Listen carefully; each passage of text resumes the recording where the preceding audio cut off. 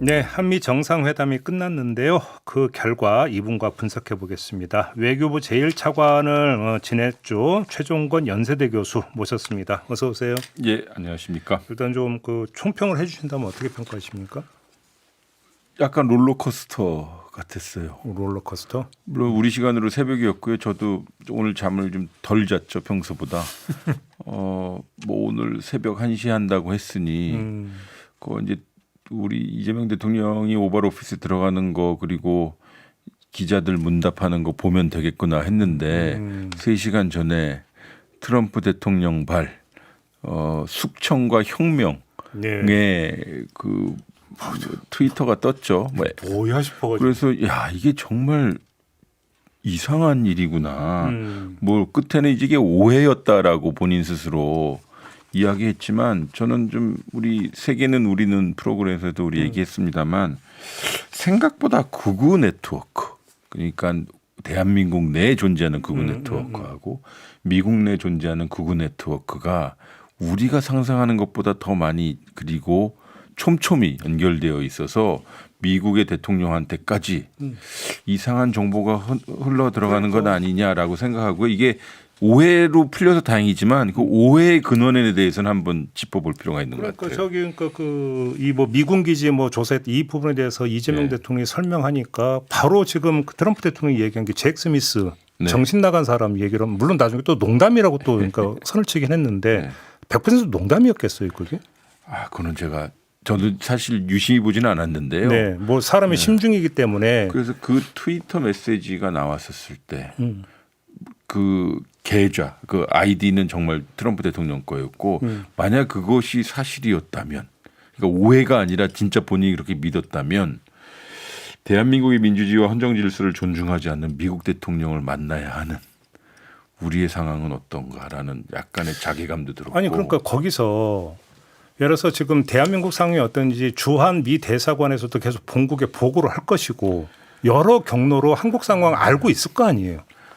트럼프 대통령이 안 읽으시니까요. 그러니까 할 말이 없어지네 갑자기. 안 읽는다고요? 혹은 CIA나 미국 국무부에서 대통령님 내일 이재명 대통령 들어오시잖아요. 네. 이렇게 간단히 보고서를 썼습니다. 브리핑을 할 텐데 그래서 제가 말씀드리는 거예요. 극우 네트워크로 표현되는 모종의 그룹이 일종의 뒷문으로 혹은 사이드로 미국 대통령에게 잘못된 정보를 계속 주는 것은 아닌지 제 말씀은 오해로 풀려서 다행이다. 그럼 우리 대통령의 역할이 있었다. 단 이 오해의 근원이 무엇인지 한번 점검해 볼 필요가 있다라는 것을 말씀드리고 그러니까 싶어요. 이른바 한미 극우가 합작을 해서 트럼프 대통령한테 잘못된 인식을 심어줄 개연성 자체를 지금 우리가 경계를 해야 된다. 게다가 그 한 3시간 정도 시간 동안 우리나라의 이런저런 정치인들이 워싱턴 DC에 나가 있는 대한민국 대통령을 향해 미국 트럼프 대통령의 그 트윗을 인용하면서 상당히 많이 뒤로 공격을 했거든요.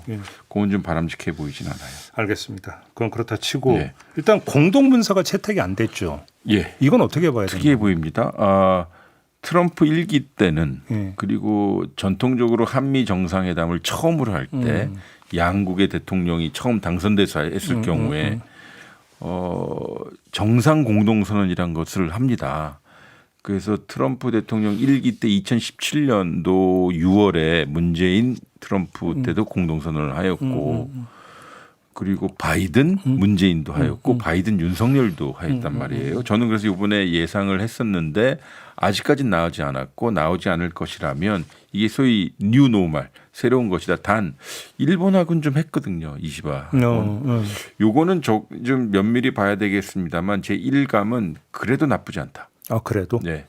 왜냐하면 그 공동선언을 했는데 거기에 이를테면 우리 2천억 불 무역 투자에 대해서 명문화가 되어 있고 이런저런 구자가 다 적혀 있으면 우리한테 안 좋았을 것이고 그럼 옴짝달싹 못하게 되는 그리고 거니까. 방위비 그리고 국방비 증강에 대해서 퍼센티지가 나와 있었다면 그리고 중국 견제라고 하는 동맹 현대화가 구체화되었다면 그건 안 좋았을 것이라 또 이런 것들이 문제가 있었기 때문에 서로 지금 안 나오는 걸로 좀 가능한 것이 아닌가라는 생각이 들어요. 오히려 이제 그 우리가 여지를 확보한 걸로 이렇게 이해할 수도 있다. 그렇죠. 참고로 이제 강유정 대변인은 공동 합의문이 굳이 필요 없을 정도로 서로 얘기가 잘 된 회담이었다 이렇게 설명을 했다고 하는데요.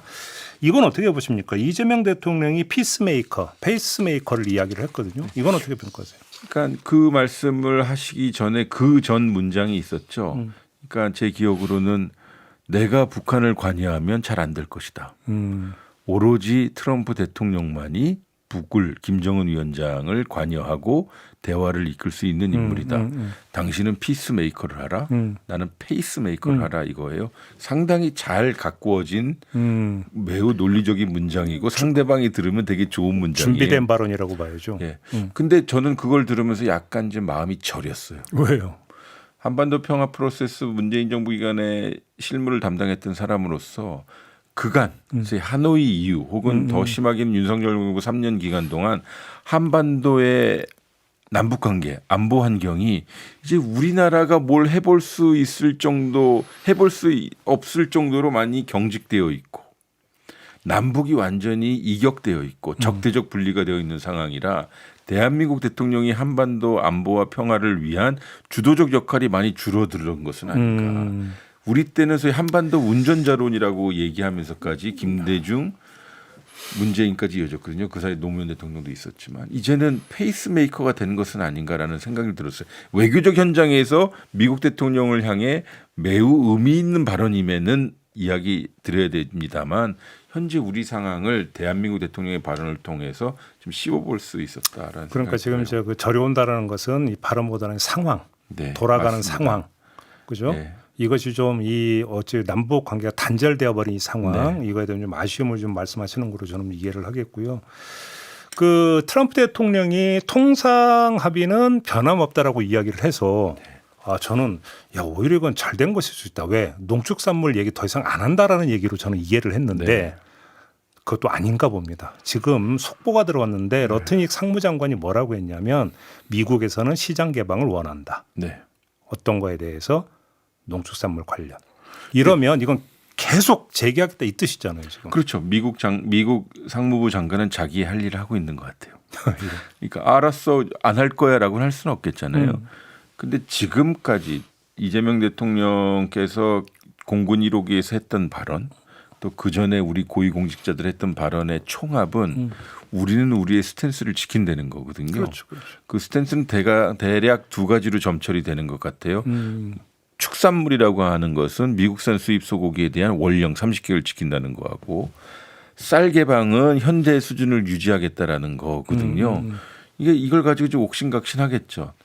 다만 우리는 세계 최대의 미국 소고기 수입국이기 때문에 7월 30일 날 우리 측의 전원에 의하면 미국이 거기서 인정을 했고 더 이 원령을 늘려버리면 우리 국민들의 반미 감정을 자극하기 때문에 어렵다라고 하는 건데 요거는 좀 서로 약속 대리를 하는 것은 아닌가 싶어요. 잠깐만, 그건 무슨 말씀이세요? 그러니까 상무장관은 상무장관의 역할을 하는 것이고 미국 농민들 달래기 위한 레토릭 이렇게 이해하세요? 우리는 미국에서는 시장 개방을 당연히 원하지 않겠습니까?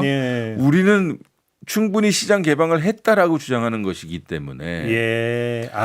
그럼 러트닉 상무장관의 발언은 한국을 향한 발언보다는 자기 나라 농민이나 축산업자를 향한 발언 이렇게 이해를 해야 된다. 농민, 제조업자 뭐 이렇게 얘기했으니까 특히 농민이라고 하는 것은 이제 주로 이 중서부 이쪽 지역이기 때문에 캘리포니아도 물론 있습니다만 뭐 그런 거 아닌가 싶어요. 최선을 다하고 있다를 계속 시연하는 것은 아닌가. 그렇게 얘기하면 조금 약간 그러니까 다행스럽기도 하다. 너무 미분하지 않았으면 좋겠어요. 그러니까. 그렇게 해석할 수도 있다. 알겠습니다. 미군 기지 소유권 얘기한 건 어떻게 평가하십니까? 약간 데자뷰가 느껴졌어요. 있었어요 그 전에도? 예전에도 한미 방위분담금 협상을 할 때 특히 미국 측의 발언이나 실제로 트럼프 대통령의 문재인 대통령에 대한 향한 발언은 어차피 미군 기지 니네 땅이잖아. 우리가 철수하면 니네 거가 되잖아. 그러니 이게 왜 비용이야?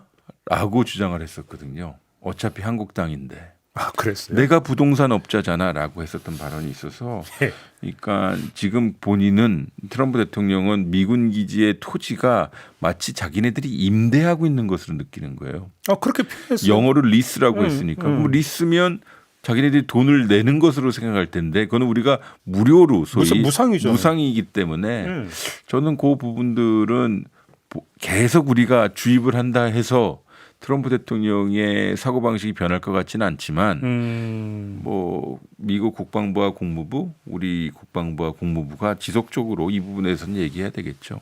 아, 그래요? 네. 근데 어떻게 그럼 미군 기지 토지를 미국한테 줄 거예요? 우리가 가자지구도 아니고요. 아, 그러니까 소유권 이전 네. 등기 뭐 이런 거 말이 안 되는 건데. 그거는 대한민국 영토인데요. 아마 근데 실제적으로는 지금 평택 미군 기지 운영권도 지금 미군이 갖고 있는 거 맞나요? 그렇죠. 이거 미군 기지니까요. 그럼 자기들이 그냥 다 쓰고 있는 거죠. 그리고 바뀌는 게 뭐가 그리고 있는 거기 우리가 90% 정도의 그 건설비를 우리가 대었고 네. 지금도 방위 분담금의 세 가지 중 두 가지 요목이 인건비하고 군수비하고 건설비 세 가지인데 다 좀 기지 운영에 들어간다고 해도 과언은 아니거든요. 저는요 방위 분담금은 우리 입장에서 깎는 협상이 아니라 더 줄 수 있는 협상이라고 봐요. 단 미국이 필요한 게 무엇인지 이야기를 해야지. 지금 약 1조 5천억 정도 주는데 그걸 3조 내나 4조 내나라고 하면 예. 어디다 쓸 건데? 라고 하는 협상이어야 된다고 생각을 해요. 알겠어. 그러면 일단 그 사용 요목부터 내놔봐. 맞아. 뭐가 필요한지부터 맞습니다. 한번 리스트 뽑아봐. 이렇게 나와야 된다. 그렇죠. 어... 안 그러면 주한미군 혹은 미군이요 용병이 돼요. 그렇죠. 예, 그러면 안 되잖아요. 근데 지금 방위비 분담금은 그 트럼프가 언급을 했어요. 아, 내가 기껏 올려놨는데 바이든이 깎은 것처럼 얘기했더라고요. 팩트는 아닙니다. 수십억 달러. 팩트는 아닌데 아무튼 팩트는 아닙니다. 언급은 했는데 네. 국방비 증액 얘기는 지금 안 보이는 것 같은데 했을까요? 어땠을까요? 국방비 증액에 대해서 명시적으로 이야기하지는 않았지만 초반에 그 조선업 한미 공조 필요하다라고 이야기하면서 바로 따라온 게 미국 무기 구입권입니다. B2 폭격기 얘기죠. B2 폭격기를 그래서 저는 B2 폭격기를 우리한테 팔 건가라는 생각이. 팔면 좋은 거 아닌가요? 근데 그건 핵자산이고 뭐 미국의 전략자산이니까 힘들겠죠. 그러니까 아마 자기네 무기가 그만큼 고성능이다라고 얘기하면서 B2하고 잠수함도 얘기했거든요. 그러니까 미국 무게를 구매하라는 이야기이어서 이겁니다. 이재명 대통령이 국방비 증액하겠다라고 지금 미국 연구 CSIS에서 연설한 것 같은데 이게 이제 소위 직접 군사비라고 하는 것을 이야기하는 것인지 네. 아니면 간접 군사비 지금 공항, 항만, 우리 인프라 개선, AI에 이제 그 소위 안보적 효과를 대서 일종의 패키지로 엮는 네. 나토 모델을 이야기하는지 좀 봐야 되겠습니다만 예.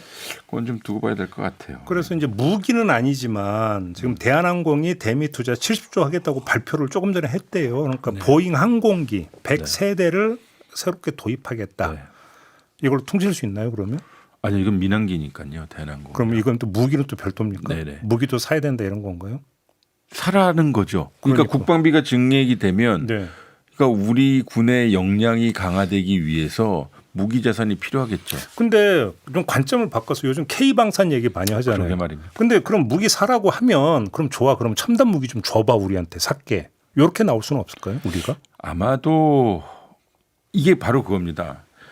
우리는 우리 나름대로의 무기 도입 계획과 무기 생산 계획이 있을 거 아닙니까? 그걸 소위 중기 계획이라고 하는데 미국이 야 이만큼 증액해라는다고 하면 이게 결국은 말 앞에 마차가 오는 경우거든요. 그럼 우리 군비 증강 계획에 네, 따라야 그렇죠. 되는 거죠. 예. 그리고 우리 정책에 따라서요. 아마 제 생각에는 우리 이만큼 늘릴 거라고 하는 계획을 만드는 선에서 미국에게 그 공약을 보여주는 것 아닌가. 즉 네. 그것은 예. 늘 했던 것은 아닌가라는 생각이 들어요. 그러니까 이제 그 미국 입장에서는 이 첨단 기술이 한국으로 새 나갈까봐 수출 통제하는 것들도 있잖아요. 그렇습니다. 요걸 때리면 어떠냐 이러는 거죠. 아니 뭐 그거는 이제 방사청에서 해야 되겠습니다만, 예. 그러니까 그 미국의 그 방위 산업체, 미국의 또 무기 판매 업자들도 예. 무조건 무기를 많이 파는 게 좋은 건 아니거든요. 그러니까 좀 두고 볼 겁니다. 단 우리는 무기 도입 계획에 따라 이만큼 사겠다라고 미국이 보여주면 되는 거예요. 어제 그 저희가 이제 유튜브 연장부에서 이 한미 정상회담 사전 점검을 하면서 네. 원자력 협정 개정 이야기가 과연 먹힐 수 있을까 얘기를 한번 했어요. 네. 근데 거의 지금 얘기 안 나왔죠. 네, 게다가 CSIS 연구소에서 지금 방금 시행했던 대통령의 연설에서는 세 가지 포인트가 나왔어요. 우리 절대로 핵 안 만든다. 비핵화. 그리고 NPT 지키겠다. 그리고 한반도의 비핵화 중요하다라고 하셨으니 요거는 우리 윤석열 정부 기간 동안 있었던 민간 국가 등재 그리고 두 번째는 우리 자체 핵무장에 대한 미국의 불식 우려가 있기 때문에 이걸 불식시키기 위한 것이고 네. 그래서 지금 선후 관계가 정해진 것 같아요. 어떻게? 제 말씀 뭐냐면 우리 절대 핵무장하지 않을 거야라는 미국의 안도감을 좀 미리 주고 진짜로 근데 미국이 맞습니다. 한국이 쟤네 좀 뒤에서 뭐 핵무장 혹시 할 수도 있는 거 아니냐고 혹시 의구심이 그렇게 컸나요? 네, 그건 제가 몸소 느끼고요. 아 그랬어요? 그러니까 이 표현이 적절할지 모르겠습니다만 자체 핵 개발, 독자적 핵 개발에 관련해서는 우리가 전과범입니다. 박정희 때도 그랬고 아 예. 그 이후에도 이런저런 크고 작은 일이 있었고 가장 극명하게 드러나는 것은 대한민국 대통령이 공개적인 자리에 윤석열 전 우리는 대통령. 핵무기를 만들 수 있고 일주일 안에 만들 수 있고 그게 우리가 원하는 바다라고 한 것은 그때부터 북한에 대한 예. 혹은 한반도에 대한 비핵화에 대한 우려보다 대한민국 정말 핵 만드는 거야? 라는 우려가 소위 학계는 물론 정책계에도 이 중심을 차지했습니다. 그래요. 아무튼 그러면 이재명 대통령이 조금 연설한 것 자체가 좀 미국의 의구심을 좀 어떤 불식시켜 줄 수 있을까요?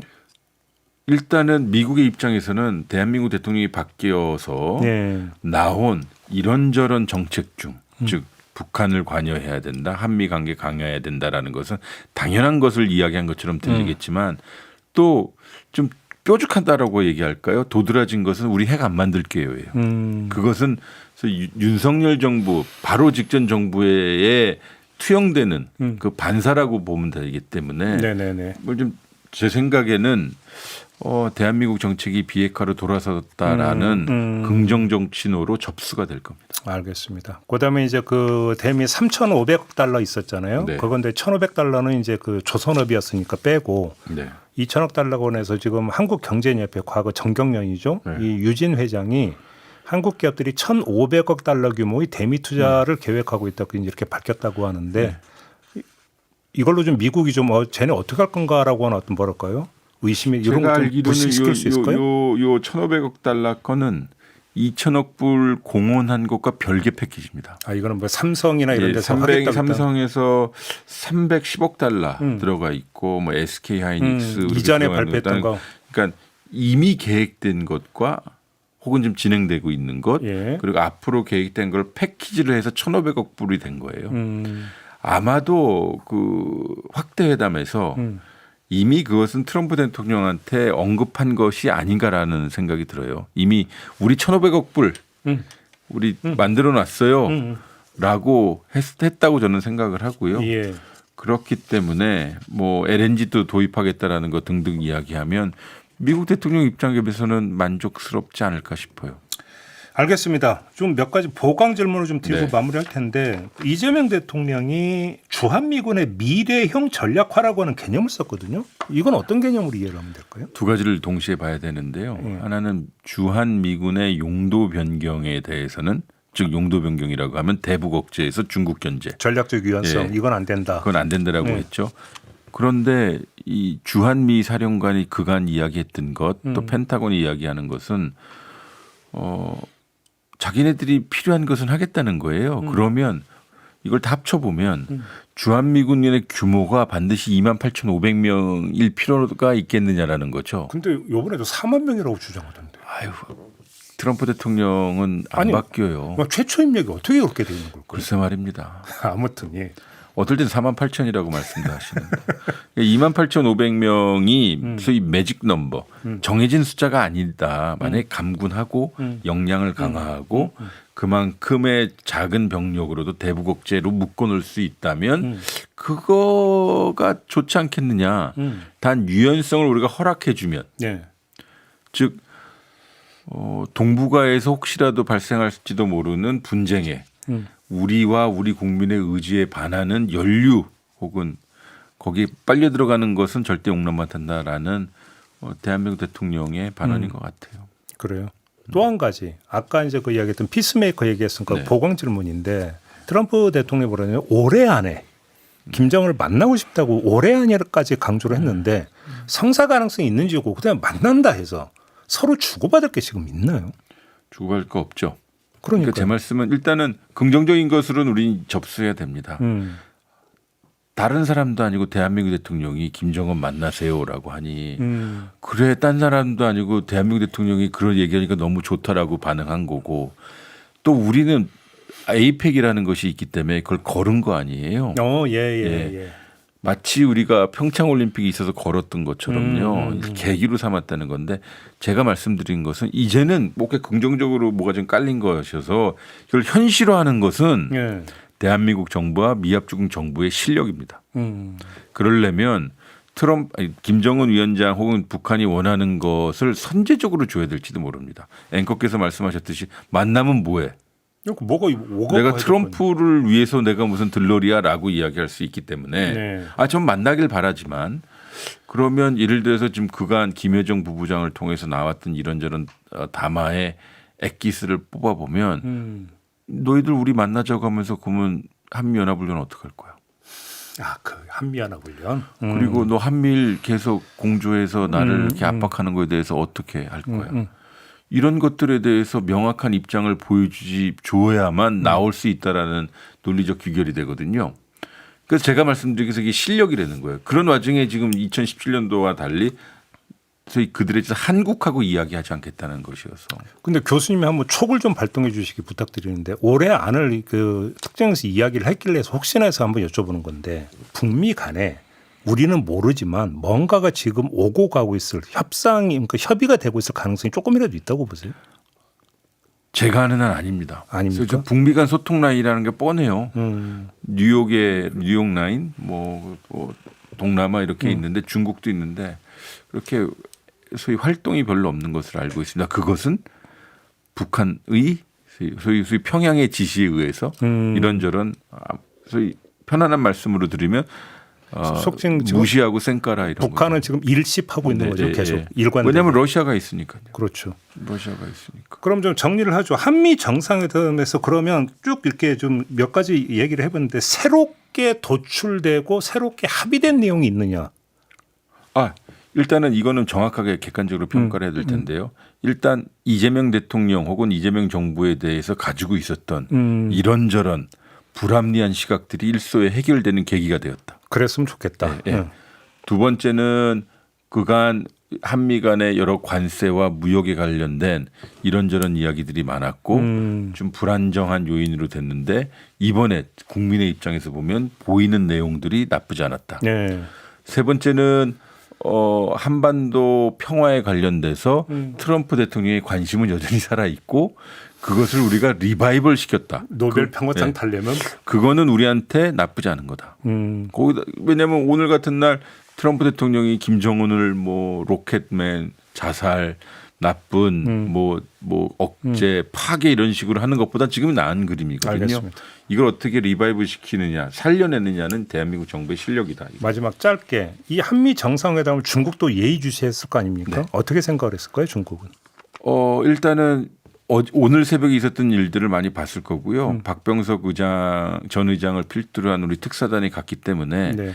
아마 이 보도를 보니까 한반도 평화 체제 혹은 한반도 평화 안정을 위한 중국의 역할을 독려했기 때문에 이 부분에 대해서 잘못했다라고 얘기하지는 않을 거예요. 그래요. 예, 이재명 그러니까 대통령이 거기에 가서 네. 했던 발신한 메시지도 적절했다. 네, 저는 그렇게 봅니다. 중국을 향한 메시지. 이번에 중국에 대한 뭐 명확한 메시지가 대한민국 대통령의 언어로 나오진 않았기 때문에 네. 최소한 워싱턴에서 알겠습니다. 도쿄는 다른 이야기지만. 네. 자, 오늘 이렇게 좀 진단 마무리하겠습니다. 고맙습니다, 교수님. 고맙습니다. 최종건 교수와 함께했습니다.